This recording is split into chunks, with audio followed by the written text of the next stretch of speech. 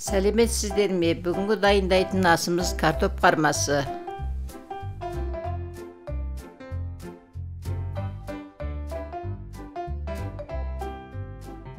Картопымызды жіңішкелеп бір келкі қылып турап аламыз.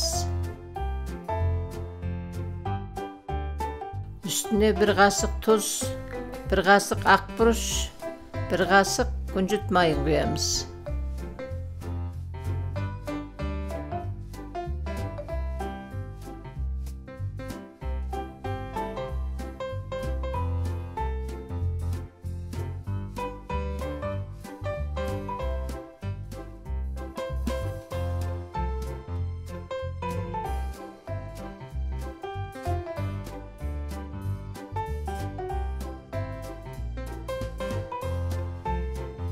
Көк пиязымызды майдалап турап үстіне салып араластырамыз.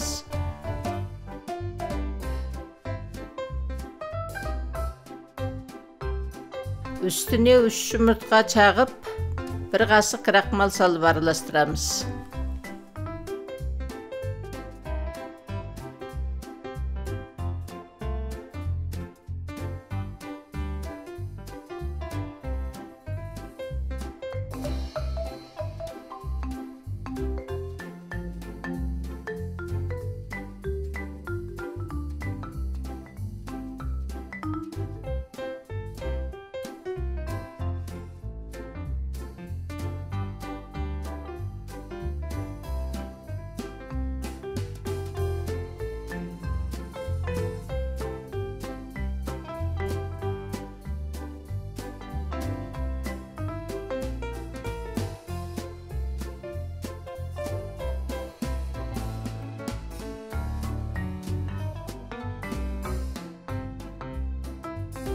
Қазанды баяу отқа қыздырып, май жағып аламыз.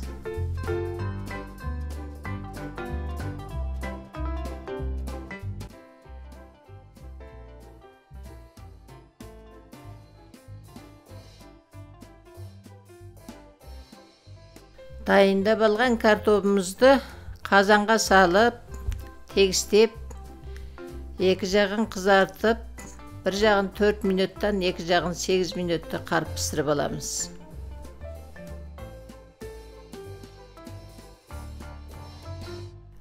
Қазанымыз кішкене болғандықтан екіге бөліп пісірдік.